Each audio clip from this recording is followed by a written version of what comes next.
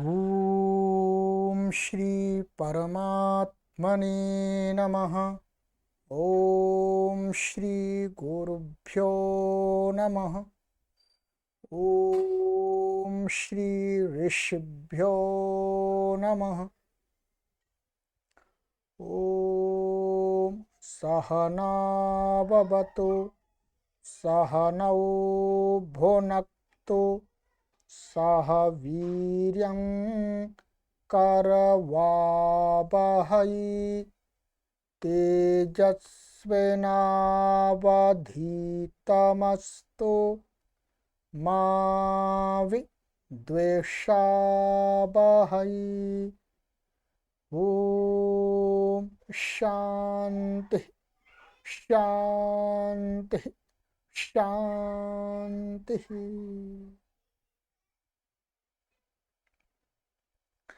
सर्वेभ्यो नमः। देववाणी संस्कृतं यूट्यूब चलदृश्यं प्रति भवतां भवतीनां च हार्दं स्वागतम्। मित्रों, अष्टाध्यायी भाष्य प्रथमावृत्तिः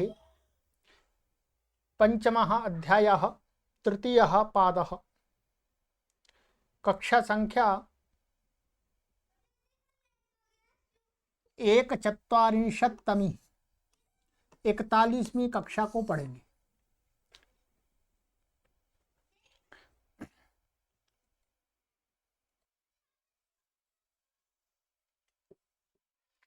चलिएगा मित्रों, पुस्तक को ओपन कर लीजिएगा। गत कक्षा में मैंने आपको 2 सूत्र पढ़ाए थे। एक सूत्र पढ़ाया था आपको अतिशायने तमविष्ठनौ, ठीक है, और एक दूसरा सूत्र था हमारा तिङश्च, ठीक है। ये दोनों सूत्र अतिशायन अर्थ में थे, अत्यंत प्रकर्षता के अर्थ को बताने के लिए, ठीक है। इसी प्रकार से आगे का सूत्र भी है, ठीक है। चलिएगा,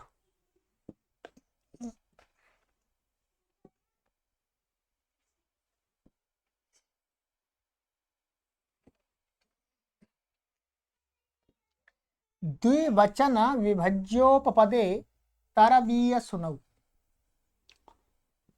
5-3-57, ठीक है। द्विवचन विभज्योपपदे सप्तमी व्यक्ति एक वचनांतम तरवीय सुनौ प्रथमा व्यक्ति द्विवचनांतम। समास इसमें दिखा रहे हैं, शब्द का अर्थ बता रहे हैं इन दोनों का, द्विवचन और विभज्य इन शब्दों का अर्थ बता रहे हैं, ठीक है। द्वयोर्वचनम द्विवचनम, ठीक है। विभक्तुम योग्यम विभज्यम, इतना ये तो शब्दों का अर्थ है। द्विवचन का अर्थ है द्वयोः वचनम, इसका अर्थ हुआ दो के अर्थ का कहने वाला, ठीक है। यह वस्तु द्विवचन नहीं लिया। द्विवचन जो जैसे सु औ जस, तो औ आउट भ्याम भ्याम है, भ्याम ओस ओस, जो द्विवचन संज्ञा है उनका ग्रहण नहीं है, ठीक है। ये वस्तुतः क्या है, अन्वर्थ नाम है, ठीक है। द्वयोः माने दो को कहने वाला, दो अर्थों को कहने वाला जो वचन शब्द, ठीक है, वो द्विवचन लिया यहाँ पर। और विभक्तुम योग्यम विभज्यम, और विभज्य का बता रहे हैं बांटने के योग्य, माने विभक्तुम योग्यम विभज्यम, माने जिसको जिसका विभाग किया जाने योग्य, ठीक है, वो उसको विभज्य बोला है। अब इसमें समास दिखा रहे हैं द्विवचनम च विभज्यम च द्विवचन विभज्यम समाहार द्वंद्व, ठीक है। द्विवचन और विभज्य का समाहार द्वंद्व समास हो गया।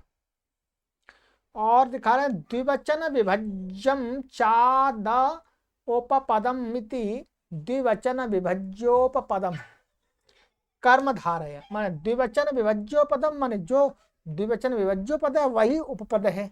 ठीक है, तो ये कर्मधारय तत्पुरुष समास हो गया। यहां पर ये और ध्यान रखेंगे, जो ये उपपदम का अर्थ है, ये एक तो महर्षि पाणिनि ने संज्ञा की है। तीसरे अध्याय के प्रथम पाद में संज्ञा की थी तत्रोपपदम सप्तमी स्थम, तत्रोपपदम सप्तमी स्थम, तो वहां उपपद संज्ञा की थी।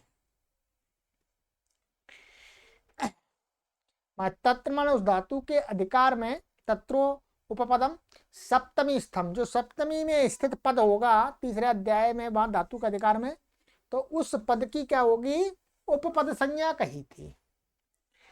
अब यहां पर उपपद संज्ञा कह रहे हैं। पहली बात तो उस उपपद संज्ञा का इस प्रकरण में ग्रहण नहीं हो सकता, क्योंकि यहां पर जो प्रत्यय किए जा रहे हैं, यहां पर जो प्रत्यय किए जा रहे हैं वो प्रातिपदिक, मुख्य रूप से प्रातिपदिक से किए जा रहे हैं, धातु से नहीं किए जा रहे, धातु से नहीं किए जा रहे, प्रातिपदिक से किए जा रहे हैं। और उपपद संज्ञा का जो विधान है वो है हमारा धातु से विहित प्रत्ययों के प्रकरण में। ठीक है, तो यहां पर उस उपपद का तो किसी भी प्रकार से ग्रहण नहीं हो सकता, उस उपपद संज्ञा का। तो उपपद का अर्थ यहां लिया है समीपम उच्चारितम पदम उपपदम, समीप में उच्चरित जो पद है उसको यहां पर उपपद कहा है। ठीक है, अब आ जाइएगा, अब इसका अर्थ देख लेते हैं। हाँ, अनुवृत्ति इसकी बता देते हैं। अनुवृत्ति इसमें आ रही है अतिशायने तिंगाः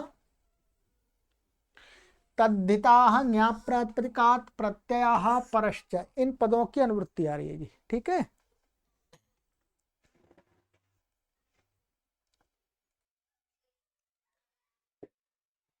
तो यहां पर अर्थ करते हैं।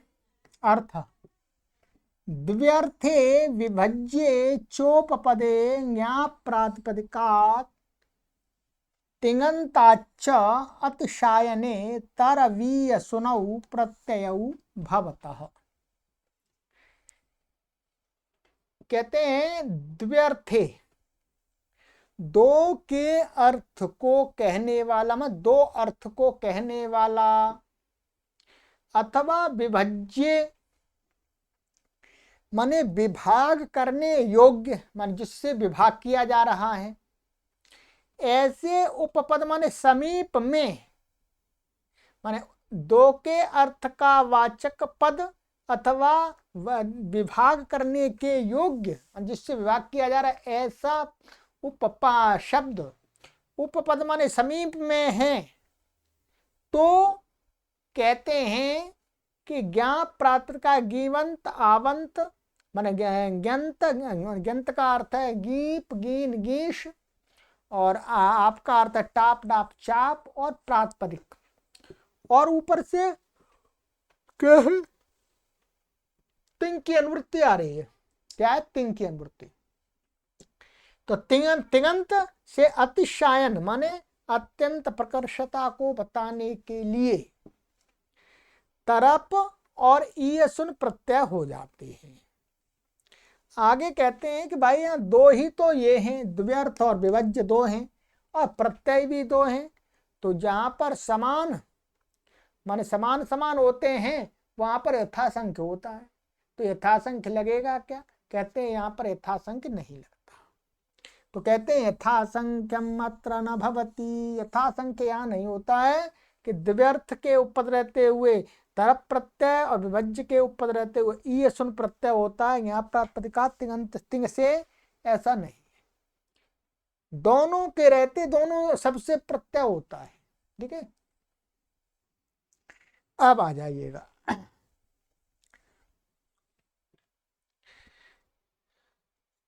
उदाहरण लिया यहाँ पर, द्वौ इमौ आढ्यौ अयम अनयोः अतिशयेन आढ्यः आढ्यतरः सुकुमारतरः। सिद्धि बिल्कुल वही है। जैसे मैंने आपको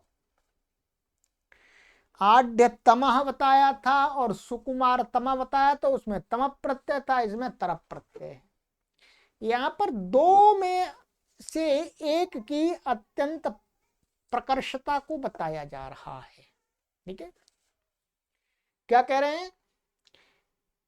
जैसे द्वौ इमौ आढ्यौ, ठीक है।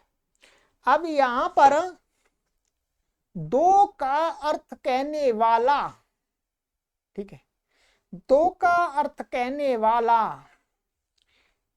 उपपद समीप में है, तो इसलिए यहां पर इसको ऐसा कह सकते हैं, द्वौ इमौ, ये दोनों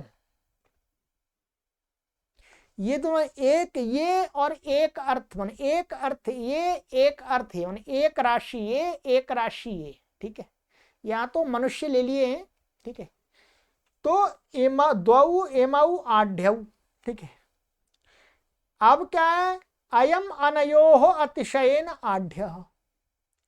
इन दोनों में से, इन दोनों में से क्या है? इनमें से ये वाला व्यक्ति या जो भी है, अतिशयन से आढ्य माने धनवान है, तो उसको क्या बोलेंगे? आढ्यतरः। यहां दो में से देखा जा रहा है।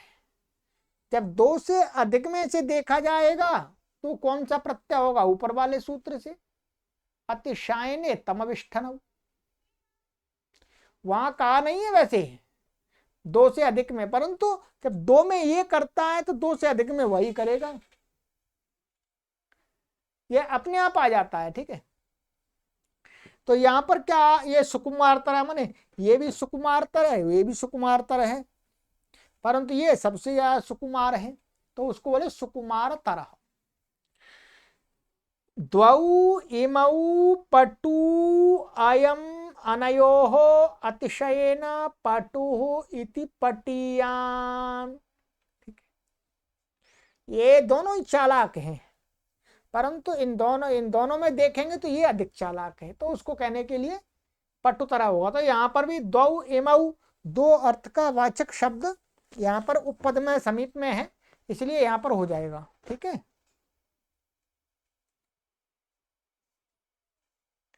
तो ये हो गया। ठीक है, तो पट्टियान ये बन जाएगा आपका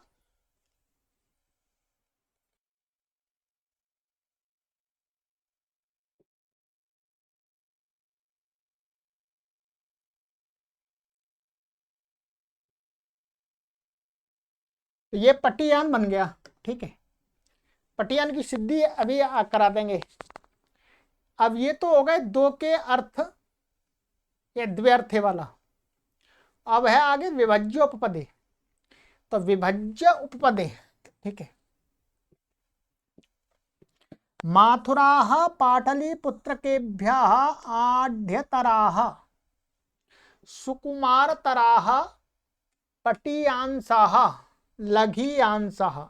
ठीक है, ये तो तरफ के हो गए दोनों, और ये सुन के हो गए दोनों। ठीक है, तो यहां पर ये बताया जा रहा, माथुराः मन मथुरा के जो लोग हैं वो पाटलिपुत्र के लोगों से अधिक धनवान हैं। ठीक है, यहां पर दोनों में विभाग क्या है? ये विभज्योपपद माने यहां पर इस विभज्यो, ये पाटलिपुत्रक है। पाटलिपुत्र का अर्थ है यहां पर पाटलिपुत्र में रहने वाले लोग, तो इसके उपपद रहते हुए जो मथुरा शब्द है, तो मथुरा शब्द का माने मथुरा का अर्थ है माथुराह, मथुरा नहीं माथुराह। तो माथुराह माने मथुरा में रहने वाले जो लोग हैं उनको माथुरा, उसका जो विशेषणवाची शब्द है उससे प्रत्यय होगा, ये ध्यान रखेंगे। पाटलिपुत्रक के जो विभज्य पाटलिपुत्रक जो लोग हैं उनसे मथुरा के लोगों को अलग किया जा रहा है, ठीक है, और वो किसी विशेषण के द्वारा किया जा रहा है। तो जिस विशेषता के द्वारा उनको उनकी अच्छाई अतिशयता बताई जाएगी, उस विशेषणवाची से प्रत्यय होगा, न कि माथुर शब्द से, ये ध्यान रखना है, ठीक है। इसलिए अब इसका अर्थ हो माथुरा पाटलिपुत्र के आढ़तरा। तो आढ़ क्या है यहां पर, ये माथुर लोगों का विशेषण बन रहा है, तो विशेषणवाची से हो गया। और ये हो गया आपका उपपद, विभज्य उपपद, क्योंकि पाटलिपुत्र के लोगों से विभाग किया जा रहा है मथुरा के लोगों का। तो यहां पर पाटलिपुत्र के लोगों को विभज्य उपपद माना है। इसका उल्टा भी कर सकते हैं, इसका उल्टा ऐसा कर सकते हैं, पाटलिपुत्र का माथुरेभ्यः अनाढ़तराः। अनाढ़ माने वो उल्टा अर्थ आ जाए, गरीब निर्धन है, ठीक है। तो मथुरा के लोगों को अधिक धनवान बताया गया है पाणिनीय समय में, और जो पाटलिपुत्र के लोगों को थोड़ा कम धनवान बताया गया है, ठीक है। ऐसे सुकुमार तराह, तो पाटली, ये उदाहरण काशिका में आता है कि माथुराः पाटलिपुत्र के सुकुमार तराह, माने पाटलिपुत्र के लोगों से मथुरा के लोग थोड़े अधिक सुंदर हैं, सुकुमारतर हैं, अच्छे हैं, देखने में उनकी आकृति अच्छी लगती है। तो ये हो गया। तो यहां पर सीधा ये हो गया, इसके ऊपर रहते हुए इसका जो माथुर है उसके विशेषणवाची आढ़ शब्द से तरफ प्रत्यय हो गया, तो बन जाएगा, बहुवचन में आ गया। सुकुमार तरा है, ऐसे हो जाएगा पटियांसः। तो ऐसे माथुराः पाटलिपुत्र के पटियांस, मान मथुरा के लोग पाटलिपुत्र के लोगों से अधिक चालाक हैं। ऐसे लघियांसः, लघियांसा, यहाँ पर लघियांश का अर्थ होता है लघु माने छोटे हैं, ठीक है। अब इसका दिया नहीं किन लोगों को छोटा बचना है, तो यहां पर सिद्धियों में केवल आपको पटियान और पटियांसा की सिद्धि बता देंगे, बाकी ये तो सरल सिद्धि है, ठीक है।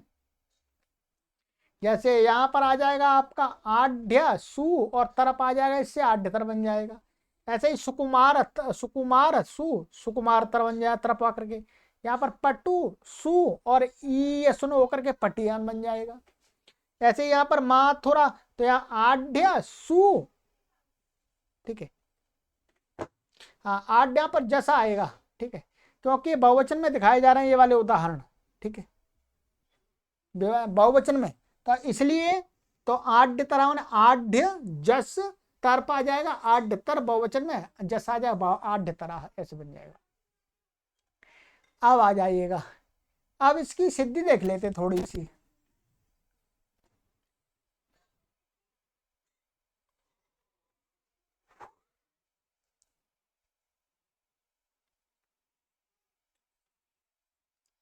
ये है आपका पटु, ये बनाते पहले पटु, पटु है और पटु सु, ध्यान देंगे। ये आगे सूत्र आएगा अजादि गुण वचना देव, उसके नियम से पटु शब्द से माने गुणवाची शब्दों से ही ई अजादि माने ई असुर और इष्ठन प्रत्यय होते।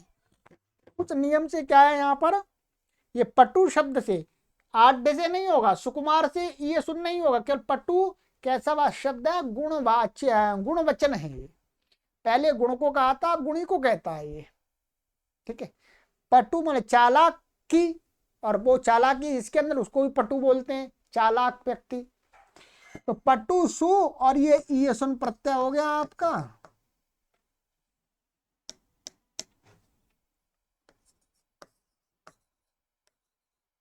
इत संज्ञा ईयस बच गया, लुक हो गया, ठीक है। अब यहां पर ईयसुन के परे रहते टे है, क्या टे है, टे से क्या हो जाएगा, टी वाक का लोप हो जाएगा, तो पट्टी यस बन गया। क्या बन गया जी बोलो, पट्टी यस। स्वादि उत्पत्ति कर लेंगे, सु आ गया, सु का सा बचा, ठीक है।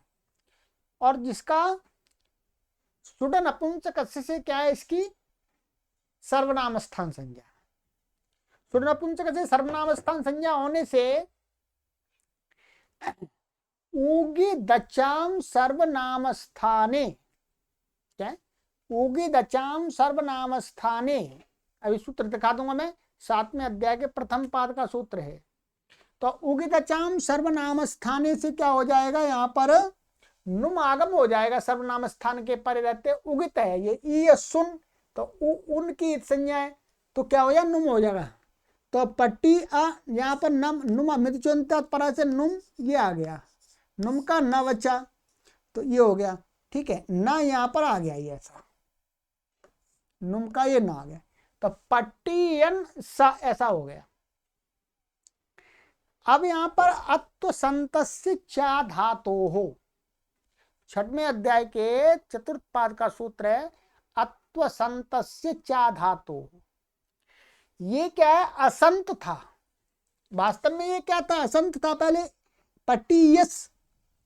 तो ये कहते हैं असंत, जो पहले असंत था उसकी उपधा नकार, असंत की उपधा नकार, उस नकार की उपधा को दीर्घ होता है। अत्व संतस्य चा धातो सर्वनाम स्थान के परे रहते। तो यहाँ पर क्या है, ये असंत है तो इसकी उपधा नकार, नकार की उपधा आकार को दीर्घ हो गया, अत्व संतस्य चा धातो। पट्टियान स ऐसा बन गया, इसका हलज्ञाभ्यो दीर्घ सुक्ति स्फिक्तम हल से लोप हो गया। और फिर सुप्तिगंतम पदम प्रत्यलोप प्रत्यलक्षणम, और पदस्य पदस्य के अधिकार में हलोनंतरा संयोगा से इसकी संयोग संज्ञा है, तो संयोगांतस्य लोपः, संयोगांत सकार का लोप हो गया, तो क्या बन गया, पट्टियान बन गया। छुट्टी। अब इसके सूत्र दिखा देता हूं जो आपको मैं लगाए थे, देखिएगा।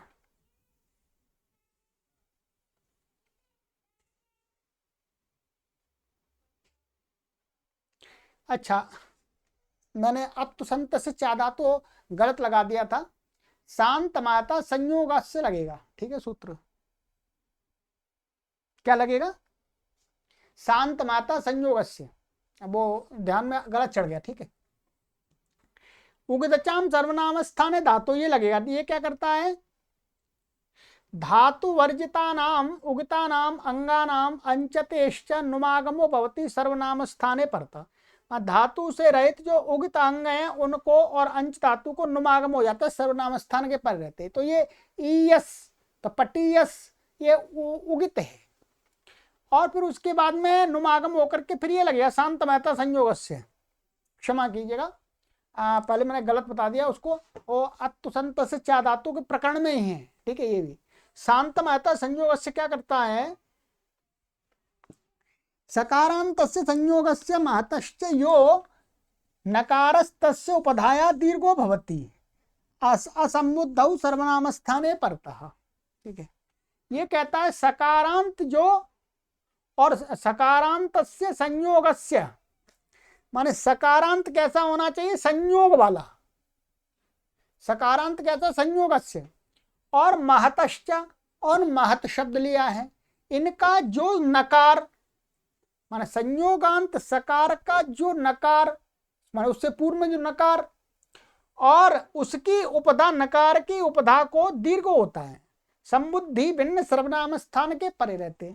अब यहाँ पर क्या था, पाटी या, और ये न था, और ये सा था, और ये अब ये सकारांत है, और ये संयोगांत भी है, संयोगांत सकार है, ये सकारांत संयोगस्य। अब उसकी उपधा नकार जो उसका जो नकार है, ठीक है, कहते हैं संयोग सकारांत से संयोगस्य मातश्च यो नकार, सकारांत ये संयोग का नकार, नकार मिल गया, और उसकी नकार की उपधा आए तो उसको दीर्घ हो गया, संबुद्धि भिन्न सर्वनाम स्थान के परे रहते। तो ये लगेगा बस, और कुछ नहीं लगेगा, ठीक है। तो शांत माता संयोग से यहाँ पर उदाहरण भी दिए हैं, श्रेयांश श्रेयांशु श्रेयांशा आदि आदि, ठीक है। तो इसमें ये दो सूत्र लगते हैं बस, और कुछ भी नहीं है इसमें विशेष।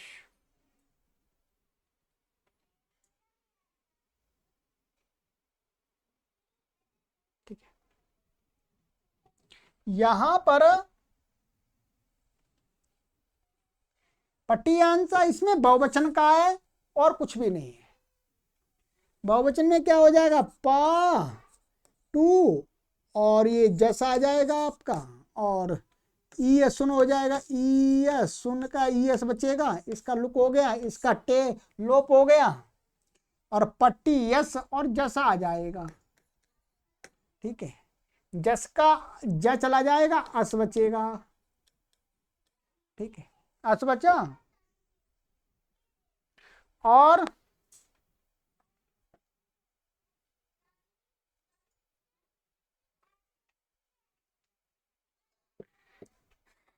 जस का अस बचा, और यहां पर पूर्व दीर्घ का नुम आगम हो जाएगा और दीर्घ हो जाएगा और अस मिल जाएगा, स्वर रुत विसर्ग होकर के पटियांसा बन जाएगा, और कोई विशेष नहीं। ठीक है, तो ये हो गया। ठीक है,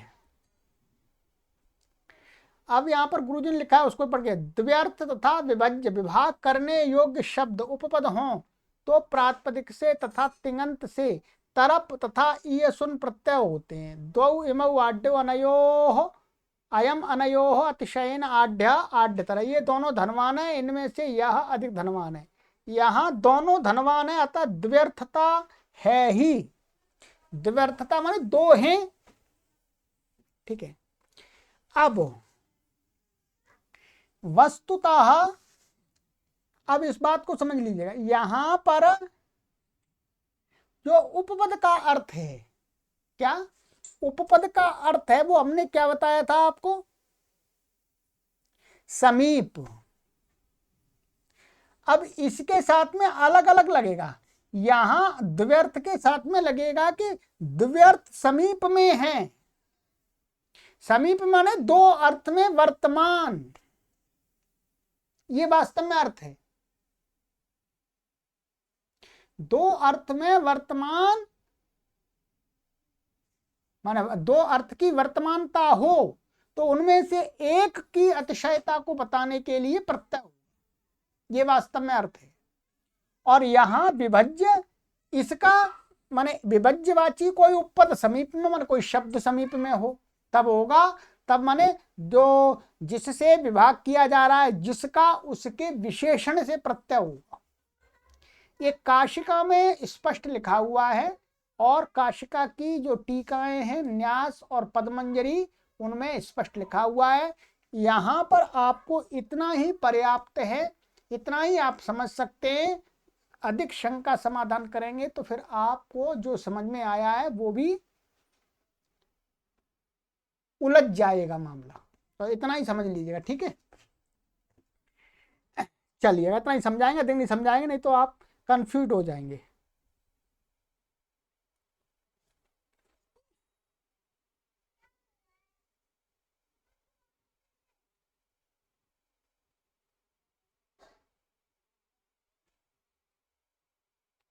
आइएगा, अब आगे का सूत्र है हमारा, अजादि गुणवचना देव। अजादि प्रथमा व्यक्ति द्विवचनांतम गुणवचनात् पंचमी व्यक्ति एकवचनांतम एव अव्यपदम गुणम उक्तवान गुणवचनः तस्मात् गुणवचनात्। ठीक है, समासा अच आदि अयोस्तौ अजादि बहुव्रीहि। ठीक है, अच आदि में जिन दोनों के वे कौन से अजादि है। ठीक है, यहां पर ऊपर वाले प्रत्ययों के विषय में कहा गया है। ऊपर चार प्रत्यय कहे हैं, तमप इष्ठन तरप ईयसुन, तो उसमें इष्ठन और ईयसुन कैसे अजादि प्रत्यय हैं तो उनको बताया जा रहा है। अनुवृत्ति तद्धिता न्याय प्रातिपदिका प्रत्यय परश्च, इनकी अनुवृत्ति है जी।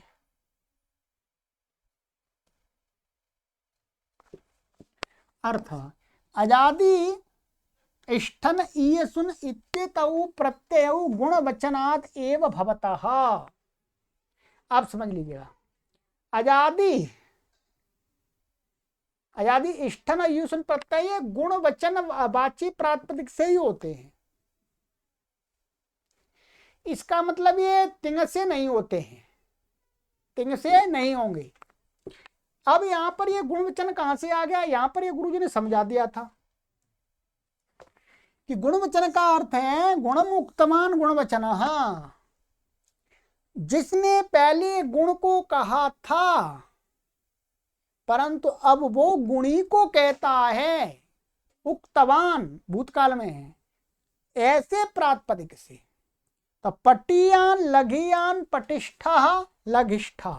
ठीक है, ऊपर एक उदाहरण रह गया था, अभी उसकी भी सिद्धि कर देंगे। ठीक है,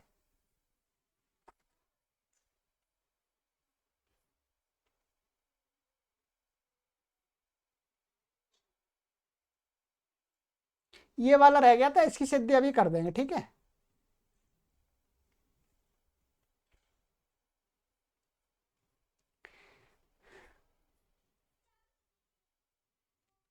तो ये उदाहरण दिए हैं इसमें ईयसुन और इष्ठन। ये क्या है? नियम, नियम वाला सूत्र है ये ऊपर के सूत्रों से विहित जो ईयसुन और इष्ठन प्रत्यय हैं उनका नियम कर रहा है, उनके क्षेत्र को कम कर रहा है।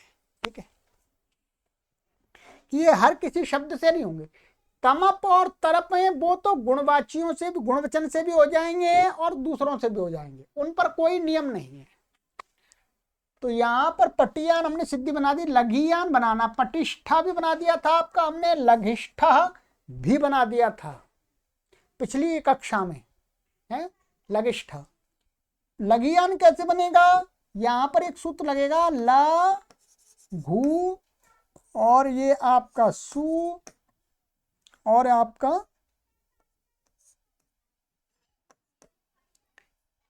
ईयसुन। ईयस बच गया, इसका लुक हो गया। अब यहां पर क्या है? टेह, टेह से क्या हो जाएगा? टी का लोप हो जाएगा ऊ का, तो ये लघी यस बन जाएगा। और पट्टियान की तरह यहाँ पर भी नुम आदि होकर के दीर्घ आदि होकर के लघियान ये भी बन गया, बस और कुछ भी नहीं है। ठीक, तो ये उदाहरण पहले ही आ गए। अब गुरुजी की हिंदी में पढ़ के बता देता हूं आपको। अजादि प्रत्यय इष्ठन और ईयसुन जो इस प्रकरण में कहे वे गुणवाची प्रातिपदिकों से ही होते हैं। पटु लघु आदि गुणवाची शब्द हैं। पूर्व सूत्रों में इष्ठन ईयसुन का विधान कर आए हैं, यहाँ उसका विषय नियम करते हैं, उस विषय का कोई नियम करते, नियमित करते हैं कि वे गुणवचन प्रातिपदिक से ही हों, औरों से नहीं। तरप तमप का नियम न होने से गुणवचनों से भी हो जाते हैं तरप और तमप। जैसे पटुतरहा पटुतमः, ये गुणवाचियों से भी हो गए। लघुतरहा लघुतमः। ठीक है, चलिए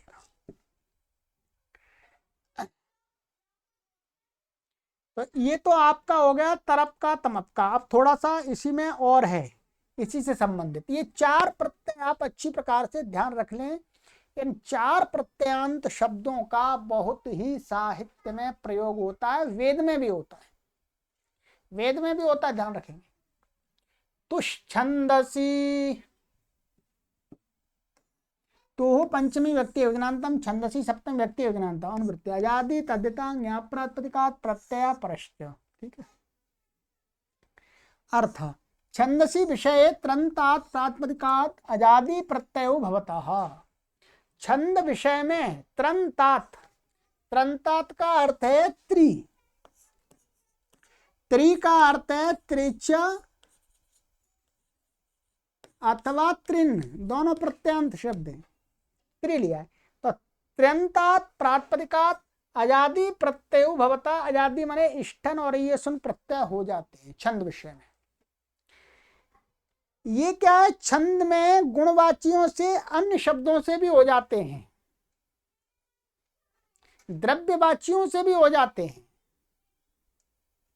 तो इसलिए कहते हैं आसुतिम करिष्ठा दो ही यसी धेनु। तो ये दो ही यसी बन गया, ये करिष्ठा बन गया।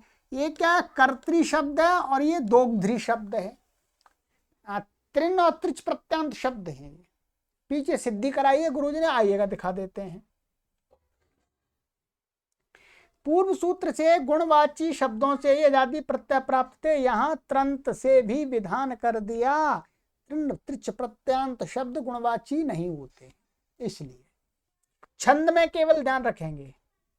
अब यहाँ पर ये सिद्धि की है परिशिष्ट में, पीछे ये मैंने आपके लिए पीडीएफ बना दी है।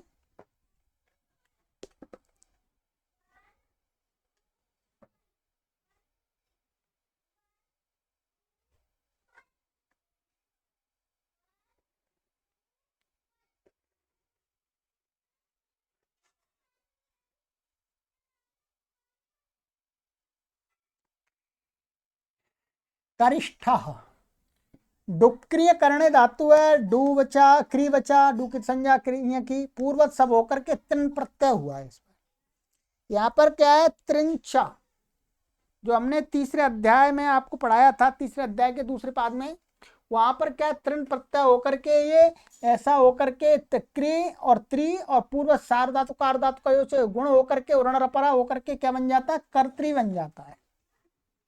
ये तो आपने सिद्धि कुछ करनी नहीं है आपको मुख्य रूप से, ठीक है। कर्त्री बन गया आपका ये। अब यहां पर तुष छंदसी ये क्या है, तो माने तृण प्रत्यांत, ये तृण प्रत्यांत है, तो त्रियंत में इससे क्या हो जाएगा, अतिशयन अर्थ में इष्ठन प्रत्यय हो गया, इष्ठन हो गया। इससे प्रकर्ष विवक्षा में माने ये भी करने वाला, ये भी करने वाला, ये भी करने के स्वभाव वाला, ये भी करने के स्वभाव वाला, परंतु ये ऐसा करने वाला कि इसका स्वभाव और करने का अधिक है, ऐसे को कहने के लिए करिष्ठ बन रहा है।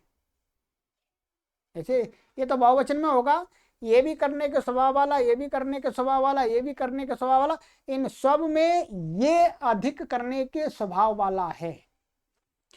तो कर्तृ इष्ठन हो गया आपका, अतिशानितम इष्ठन से इष्ठन प्रत्यय आ गया।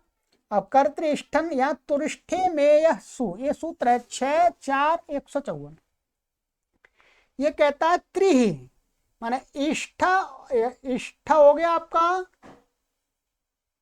और इमनिच हो गया, और ईयसुन प्रत्यय, तीन प्रत्यय हैं, इष्ठन, इमनिच और ईयसुन। इन तीन प्रत्ययों के परे रहते भसंज्ञक अंग कहते हैं त्रि का लोप हो जाता है, पूरे त्रि का लोप, टी का लोप नहीं होता, त्रि पूरे री सहित का हो जाता है त्रि का, तो त्रि का लोप हो गया इससे, तो क्या बना, कर ऐसा बच गया।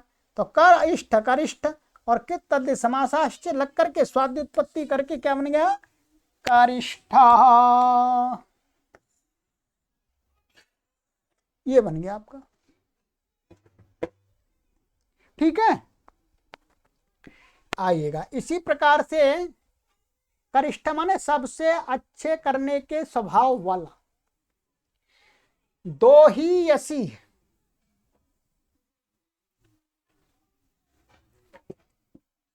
दो धातु है, तृण प्रत्यय आएगा पूर्वत, तो का पूर्वत कार्य होकर के पुगंत लघु पदस्य से गुण आदि हो जाएगा, दोह बन जाएगा। और त्रि, अब यहाँ पर दादेर धातु और घा, इट आदि का निषेध हो जाएगा, एकाच उपदेश आदि से। दादेर धातु और घा, दकारादि धातु को क्या होता है, घा आदेश हो जाता है, तो ये क्या है, दकारादि धातु को घा आदेश हो गया, हा को क्या हो गया, घ, घ हो गया, तो दो घ बन गया। अब यहां पर झषस तथोर धोदह, झषस तथोर धोदह, झष से उत्तर तकार और थकार को ध हो जाता है, ठीक है। तो यहां पर क्या है, झष, ये घ क्या है, झष है, घ क्या है, झष में आ रहा, झष प्रत्यय, उससे उत्तर ता, ये तायता को क्या हो गया है, धा हो गया, तो दो घ धी ऐसा बन गया ये, ठीक है। दो घ और ध्री बन गया ये आपका। अब यहां पर झलाम जश झशी, ये 8वें अध्याय के चौथे पाद का 52वां सूत्र है, ठीक है। तो यहां पर क्या हो जाएगा, झलाम जश झशी माने झलों को, ये झल है, इसको झश के परे रहते, ये धा झश में आ गया, तो झश में झश के परे रहते, इसको क्या हो गया, तीसरा अक्षर हो गया, जश हो गया, तो इसको घा का जश क्या हो जाएगा, गा हो जाएगा, तो दोग्ध्री ऐसा बन गया। क्या बन गया, दोग्ध्री। और ये सुन हो गया, ये क्या हो गया, ये सुन हो गया। अब यहां पर तुरिष्ठे मेयः सु, ये त्रि है, तो यहां पर क्या, ये सुन के परे रहते त्रि का लोप हो गया, भाषंज्ञा हो जाएगी पूर्वत, ठीक है। तो दोग ऐसा बन गया त्रि, तो अब क्या हुआ, त्रि का लोप हो गया, त्रि के लोप होने पर जिस त्रि को मान करके हा को घत्वादि हुए थे, वह निमित्त के हट जाने पर वो भी हट गए, तो हा रह गया। क्योंकि अब ये त्रि के कारण से यहां पर क्या हुआ था, इसको हा को घा हुआ था, घा को गा हुआ था, तो अब ये त्रि हट गया, त्रि माने ध्री हो गया, तो वही हट गया पूरा। तो फिर क्या, उसके निमित्त से जो कार्य हुए थे वो भी हट गए। निमित्ता पाए नैमित्त कस्यापि अपायः, तो क्या बन गया, सीधा दोहा बन गया। पर ध्यान रखेंगे, गुण नहीं हटेगा। आप कहीं गुण हटने लगे, गुण नहीं हटेगा, गुण नहीं हटेगा, क्योंकि गुण तो प्रत्यय लोपे प्रत्यय लक्षण मान करके हम कर सकते हैं। अल विधि माने अल विधि में नहीं होगा, बाकी तो उसको लोप हो गया है, तो यहां पर क्या स्थानीय मत मान करके भी गुण तो हो जाएगा वास्तव में, ठीक है।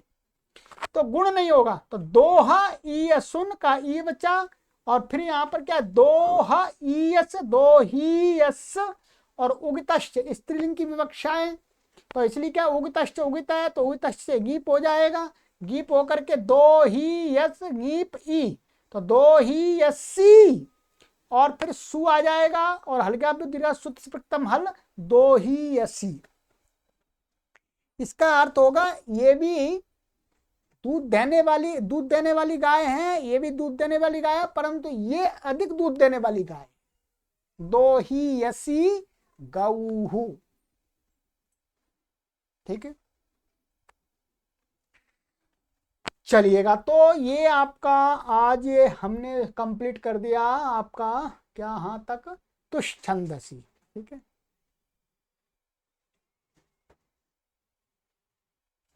चलिएगा, तो आज की कक्षा में इतना ही करेंगे। 3 सूत्र हमने पढ़ लिए, 3, हाँ 3 पढ़ लिए, ठीक है।